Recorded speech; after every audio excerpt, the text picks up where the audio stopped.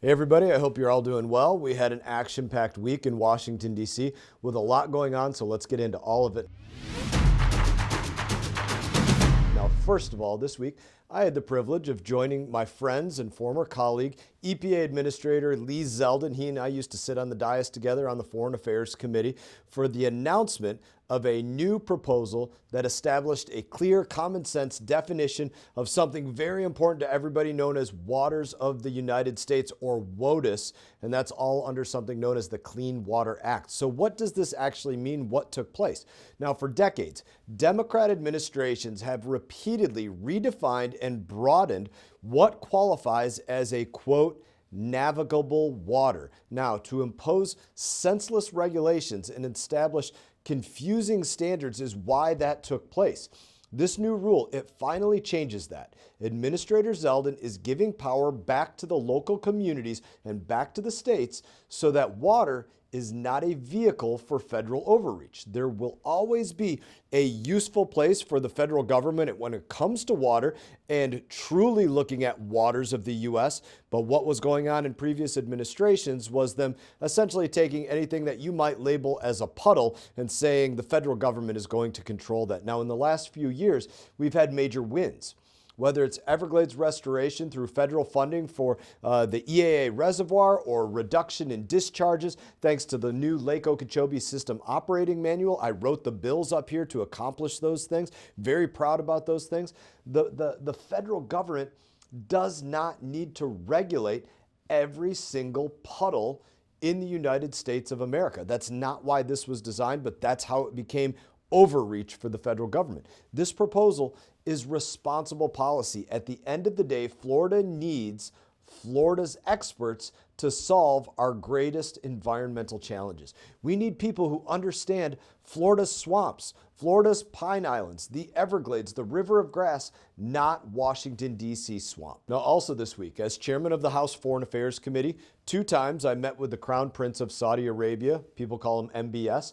Now, during his visit to Washington this week, at the Capitol building on Wednesday and at the White House the night before. Now, during a state dinner hosted by the president at the White House Tuesday evening, we had the opportunity to discuss a number of different things. We continue to emphasize peace through strength. In our discussion with the Crown Prince, we discussed Saudi Arabia's future, our alliances with Israel, the ongoing threat of Chinese espionage for both of our nations. They were productive meetings alongside President Trump and my colleagues in the House of Representatives, and we're all focused on building strong partnerships across the globe for the purpose of prosperity in the homeland, prosperity in the United States of America. And they were great meetings. There were commitments for serious investments within the United States of America by the Saudi Crown Prince, and that was great to see. I want to switch gears and talk about something very important. This week on the House floor, I voted to pass the Epstein Files Transparency Act.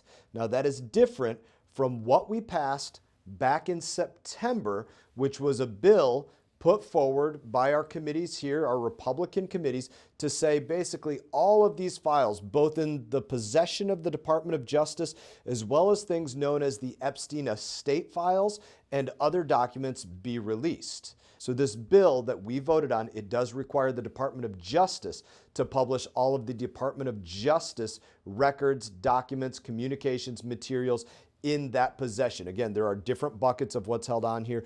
The other things that were not in DOJ possession, we voted on those things already. I voted to have those things released. Now, relating to the investigation of Jeffrey Epstein, it's all of those things, again, that are in the DOJ possession. That's that line of what's going on here. Now, Democrats and Republicans in both chambers voted overwhelmingly to send the bill to the president's desk. He signed it into law. Attorney General Pam Bondi has committed to releasing the files, and they will soon be available to the American people for their own viewing. Again, all of those documents in possession of the Department of Justice. Now, the issue of releasing these files, it's been on the minds of myself, my colleagues, and so many of you.